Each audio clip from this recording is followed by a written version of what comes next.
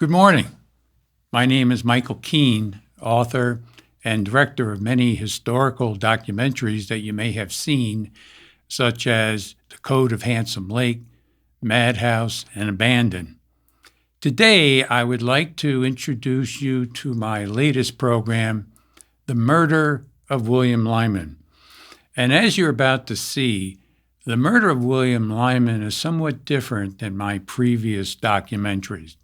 First of all, we use original works of art, several different voice actors, and an original musical score. But the thing that separates the story of the murder of William Lyman, I believe, from some of my other documentaries, is the number of fascinating firsts that I uncovered. For instance, William Lyman was the first person ever murdered in the city of Rochester. And as a result, his murderer became the first person ever executed in Rochester. Many people are shocked and surprised that there were executions in Rochester, but up until the time that the large penal institutions were constructed, most executions occurred in many small towns and cities across New York State. The third unusual first is that the murderer happened to become the first person ever buried in Mount Hope Cemetery, which was opened up in the year 1838, right after the murderer was to be executed. And another intriguing first is that the manner in which he was executed was the first time ever performed in the United States. Incredibly, the killer would be also buried next to the person that he murdered. The Rochester International Film Festival, I'm proud to report, chose William Lyman as the best film in that year's film festival. And in fact, the way they did this is they had the attending audience who attended the 4-day film festival actually vote for Best Picture. And amazingly, The Murder of William Lyman not only came in first, but also ended up with more first place votes than all of the other films combined. Who knew? And last, and perhaps most amazingly, as I began to do the research on this event, I uncovered at the Rundell Library in downtown Rochester the original court transcripts that were written in 1838. And I might have actually have been the first person ever to view those transcripts. So I was able to read what the presiding judge said when he sentenced the killer to death, what the prosecuting attorney said, what all the witnesses said verbatim. So what I decided to do was to take this court transcript verbatim to tell the story of William Lyman. So without further ado, it's my extreme pleasure to introduce you to The Murder of William Lyman.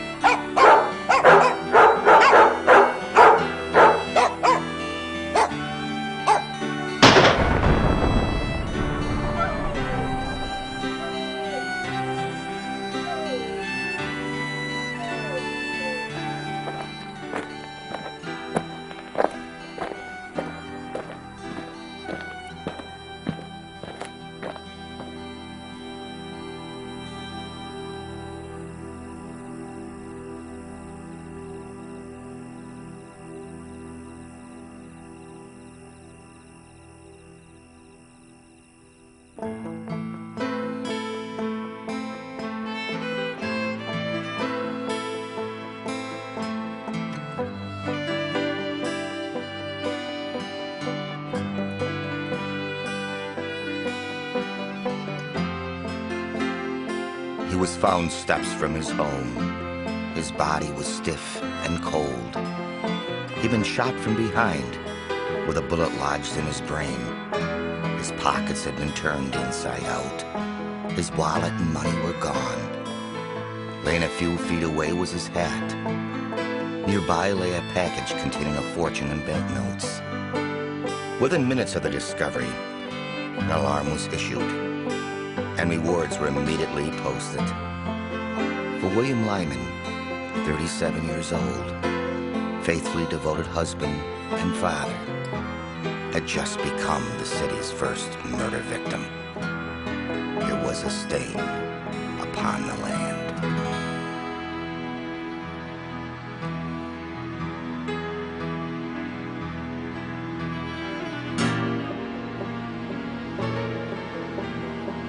I was walking home last night up Clinton Street. I know it was a little after 9 because the 9 o'clock whistle had just sounded. When I got by the church, I began to hear a dog bark. When I got to Franklin Street, the dog started barking even louder.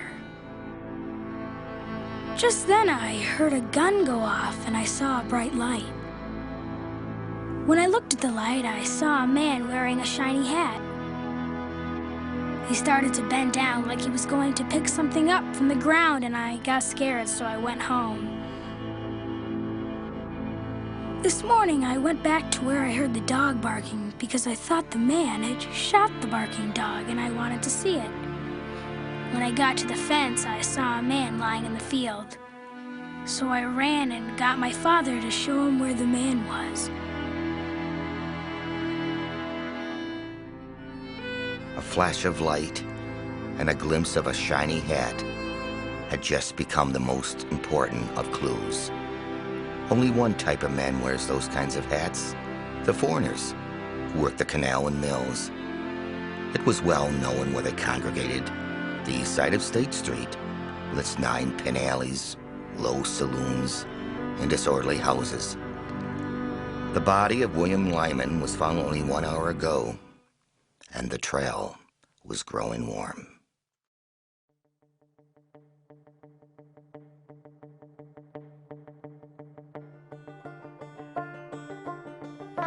It was a little after 10 o'clock, and I had just gotten off from work. As I was leaving, something on the first floor where the tavern is caught my eye. As I looked between the curtains that separate Mrs. Lewis's factory, I saw 3 men sitting at one of the tables with a wallet, a pile of money, and some gold coins between them. What struck me as odd is that they were talking in loud whispers and looking all around, like they were afraid someone would be overhearing them. At one point, the one who was doing most of the talking seemed pretty pleased with himself as he ordered brandies all around. I don't know who they were, but the one that was doing the talking I had seen here before. I think they call him Barron. Oh, and one other thing. This Barron fellow was wearing one of those shiny caps that the foreigners usually wear.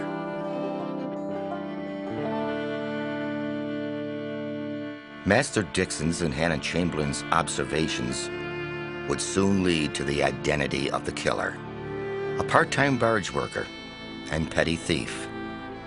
A French-Canadian known as Octavius Barron. He frequented the taverns and alley of State Street and lived with his mother in the Bowery not far from where Mr. Lyman was found. Little did Officer King then know that Barron was nearby and soon would be in his possession.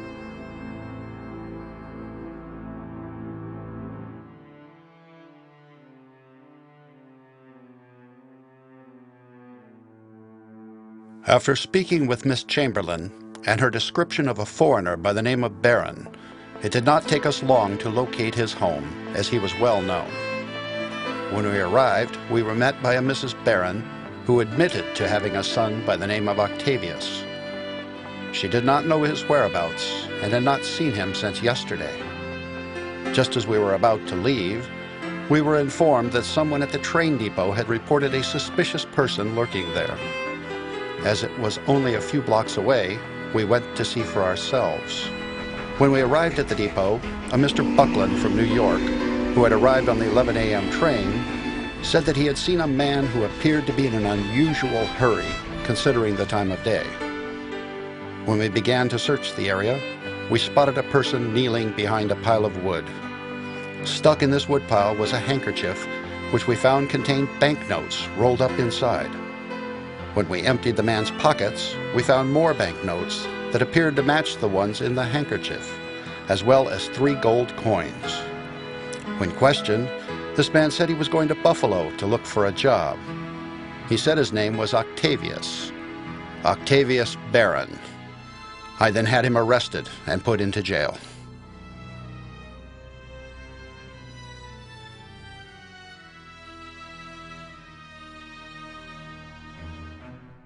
Every moment's reflection adds to the horror of the deed. The murderer was a cool, deliberate killer. The whole bloody scene bears the impress of cautious design. And we doubt not that when all of the facts are understood, it will be found the most diabolical offense to darken our fair corporation. The people will have shown that Octavius Barron hid in the shadows of Mr. Lyman's office on the evening of October 20th last, as he began his journey home. As the poor Mr. Lyman approached his abode on Clinton Place, Mr. Barron crept up behind him and viciously shot him in the head, killing him outright. Quickly taking what he had found in Mr. Lyman's pockets and neglecting to discover the much larger sum of money that Lyman was protecting under his hat, Barron then joined his friends to celebrate his newfound devil's wealth. After a night of drinking and debauchery, Barron convinced his associates to bring his belongings to the railroad station for his planned escape. Gentlemen of the jury, we found Mr. Lyman's money on Barron. We have proven that others saw him following Mr. Lyman that night. We have proven his alibi to be nothing but lies. And we have proven that without a doubt that Octavius Barron is the wanton and depraved killer of William Lyman. You must find him guilty.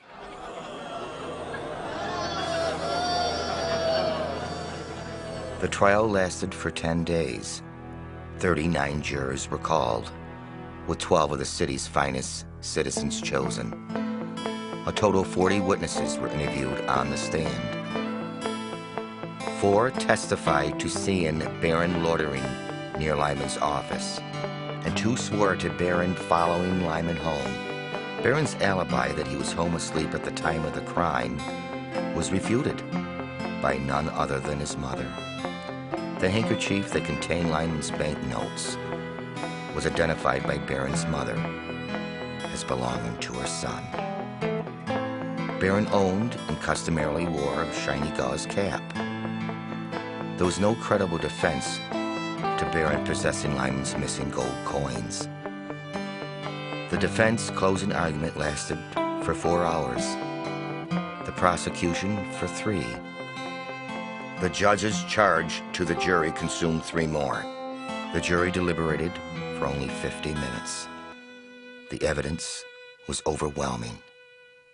Guilty.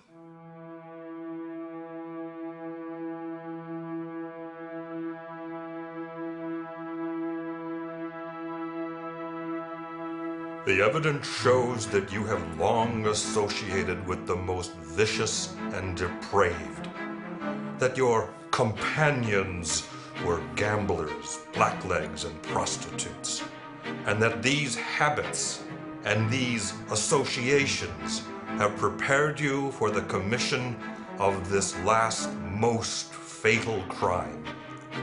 Your heart is so effectively hardened that we dare not expect anything we may say can reach or soften it. That can only be done by a power more than human. When you raise the weapon of death against Lyman, you doubtlessly suppose that no eye beheld your deed of blood. But the manner of this wonderful trial which has been made shows that all-seeing eye was upon you and saw your every movement. He has made it the occasion of showing his providence and his power.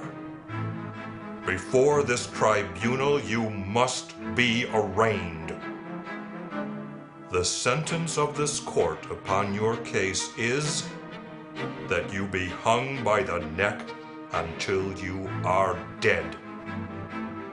We must now add that the aggravated circumstances of your case forbid the hope of pardon or any mitigation of your punishment. You must now prepare for death. Your life has been worse than useless. We will hope at least your death be of some profit to others, as a warning to deter them from a life of vice and crime.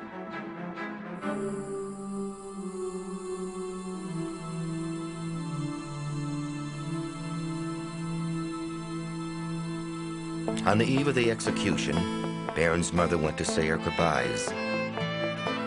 As she was leaving, Barron, with a decency he had never before displayed, admitted that he had murdered William Lyman, and once more wished to confess to his deeds. When the sheriff arrived, Barron freely admitted his guilt, asking for only one thing in return: that upon his stepping onto the gallows, that he be hanged right away.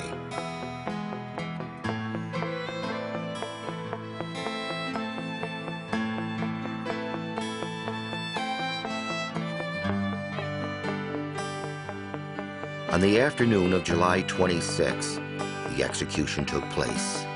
On the first floor of the city's jail, Octavius appeared with a sheriff and two priests, repeating prayers in Latin and French. His dress was a white roundabout, white pantaloons, and a ruffled shirt. His countenance betook great horror, but there was no trembling.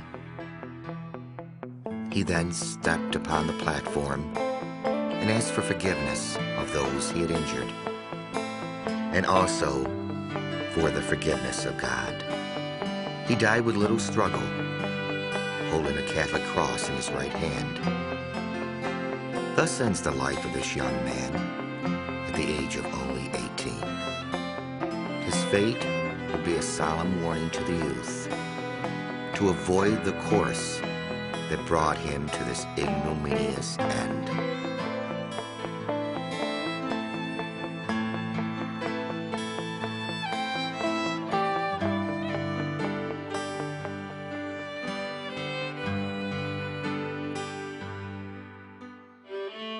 It's been over 40 years since William died.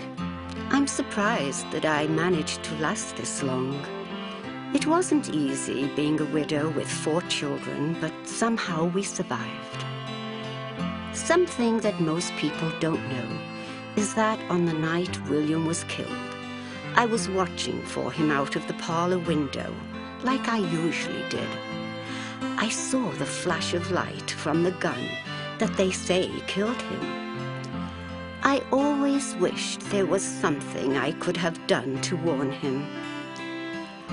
When the trial was over, we moved back to Hadley from where we had come from, and we went to live with my sister and her husband on their farm.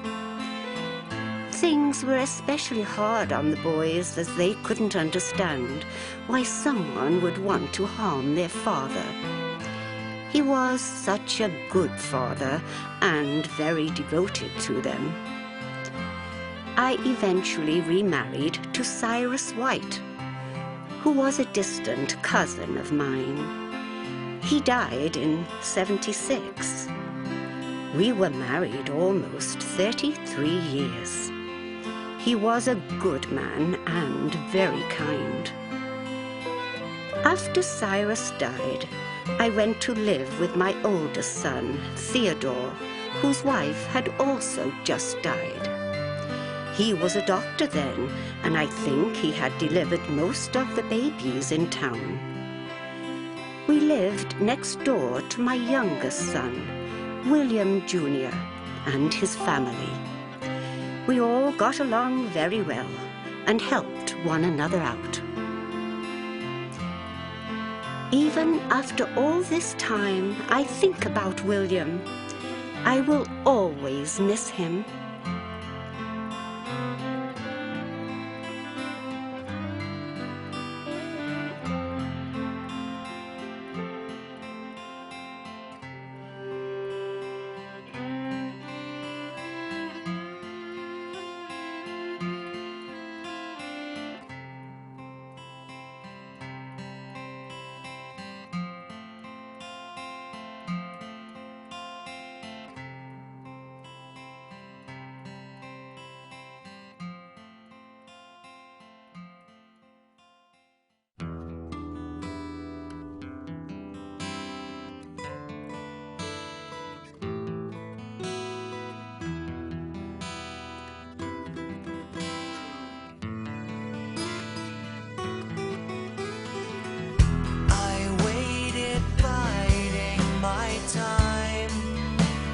Chance that we might meet, hungry for the taste of life that is poised and oh so sweet. A mission came to me that night, this chance for me to feel a moment in your time.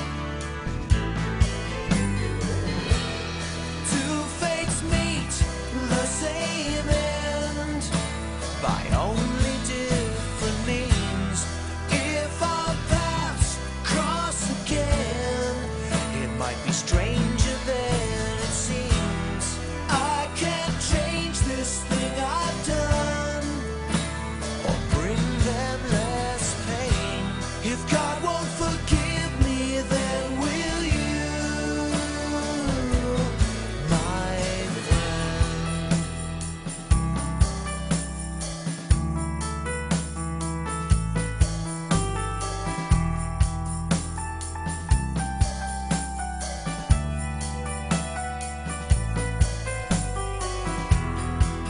You didn't see or know who I am, but I changed the life you had.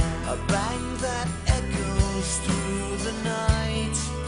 It's all about the line of sight. Was the ground cold against your back, or was there warm light through the crack?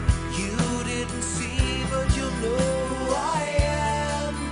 Once our trails cross again, two fates meet the same end by only different means. If our paths cross again, it might be stranger than it seems. I can't change this thing I've done or bring them less pain. If God